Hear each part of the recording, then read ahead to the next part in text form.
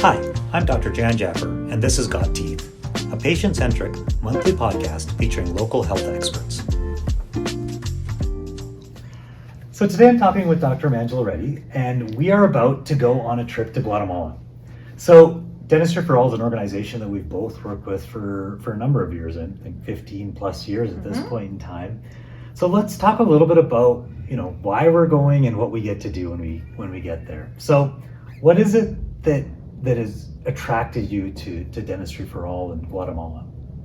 What attracts me to Dentistry for All? It's circumstances. I was in the right place at the right time. I was at a gym, Key Fitness in Kensington. A good friend of mine owns it, and Brad is a client of his, Dr. Kresge.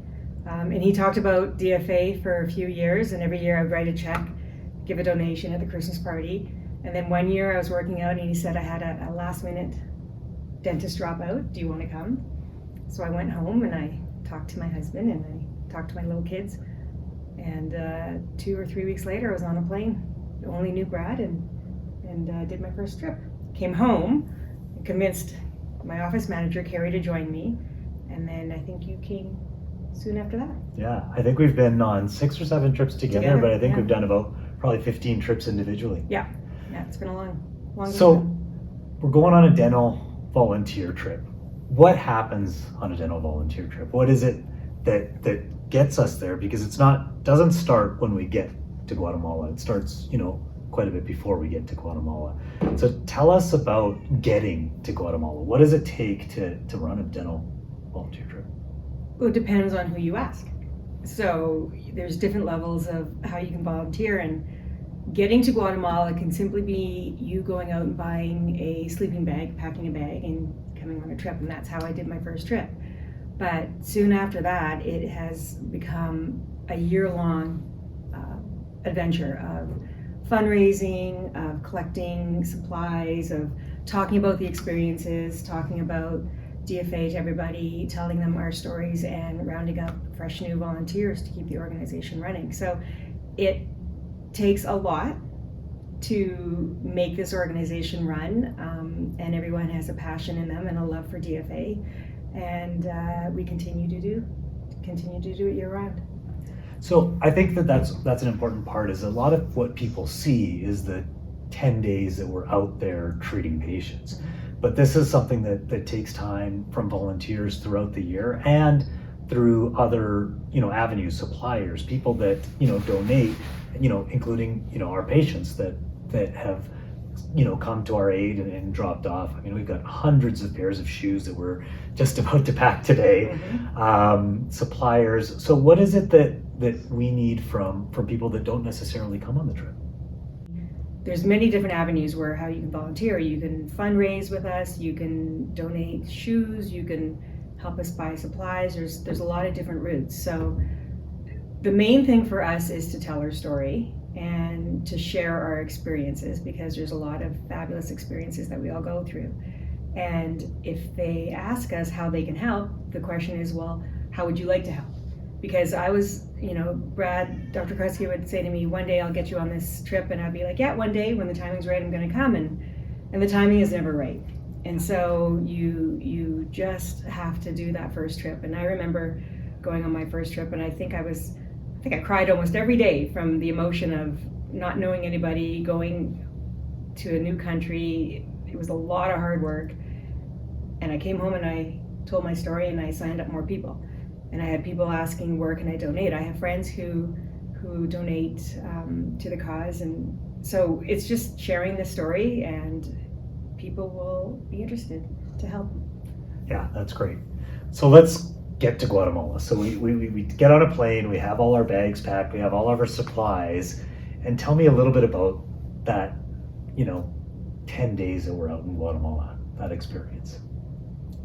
You don't just get to the site. So you take a whole day to fly to Guatemala, you spend the night, you rent trucks. Jen drives me around. I call shotgun every time. We used to take us 2 days when the highways weren't great. Now we get there in 1 day. We drop our stuff off. We then set up clinic. We have a couple of great MacGyvers that go ahead of time and set up the rough setup of the clinic. So we set the clinic up, then we have meetings, we talk about what the expectations are, we have a lineup outside the door, and we triage and we start seeing patients, and we work from early morning till late afternoon, go home exhausted, eat some nachos, have some dinner, go to bed and do it all over again. So it's 6 or 7 hard days of a lot of work. And then the reward after that is we have a day or 2 off. We meet a lot of new friends on these trips, and we get to know them. We go out for dinner with them. We share our experiences, and then we say goodbye and we get on a plane. Yeah. That's pretty much it. And it's so true, right? I mean, we get there, and you know, one of the things that I think is so interesting is to see the lineups outside the clinics and know that they're really never ending. There's always a level of need out there that we can't fill, but we do what we can in the number of days and the number of hands that we have to help as much as we possibly can. And that's one of the things that I think is always exciting to go back, because you know there'll be more people that need our help, but also tough to leave because we never get through everything that We don't, can. but that's an interesting thing, because on your first trip, you think you can do it all. You think you can do all 4 quadrants in one shot, and you're determined to. And you know, Dr. Shane Fisher, who's running our trip, he'll say, no, you're going to do this quadrant, and you'll be back next year, and we'll do the other quadrant. So it's a bit of a mind shift for us when we are go, that we have to take a step back and know we have a lot of people to see. We know we're going to come back, we're going to get the work done, just maybe not on the first time. Yeah, and so breaking it down and doing as much as we can in the period of time we have, so that we see a large number of patients versus hours and hours on end on a single patient. Single person, yeah. Yeah. Share the love. Yeah, and so what keeps you coming back? For me, I've always volunteered my whole life, and even after that first trip, as our first trip wasn't in Comey, we did outreach programs every day, so they were very long days, but just fell in love with it. And then Carrie came on a trip, and then she's like, let's host a fundraiser, so we started doing that. For me, going on a trip now, after how many times, it's a way of life. I just do it. It's just something that's in us that we just do. I can't explain why I keep going back every year. You fall in love with the people there, you fall in love with the differences that you're making out there. It's a skill set that we have that we can offer out down south and in Calgary. I can't tell you exactly why, but we just keep going back. Yeah, I think it's really interesting because, like, you know, the want to go back, you know, going on these trips helps people out there, and we always talk about that, right? Inevitably, volunteering helps the end user that's receiving the help. But it's also interesting how many other places and how many other people that necessarily affects, because I know that, you know, when I come back, your cup's full. Like, you know, you work so hard at home, and there's always so many things going on, and you get out there, and even though it's crazy busy, it almost, life slows down just a little bit because we're in a different environment. But we get something out of it that is hard to put into words as to what you come home with.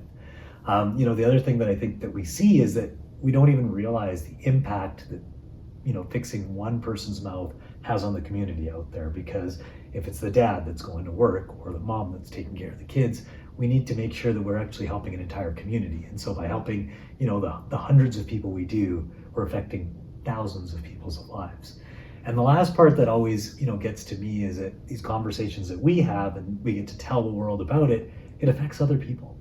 And them seeing that, you know, hopefully this conversation, hopefully the trip, the pictures that we're gonna, you know, show and the stuff that we're taking motivates somebody else to do something, whatever that ends up being.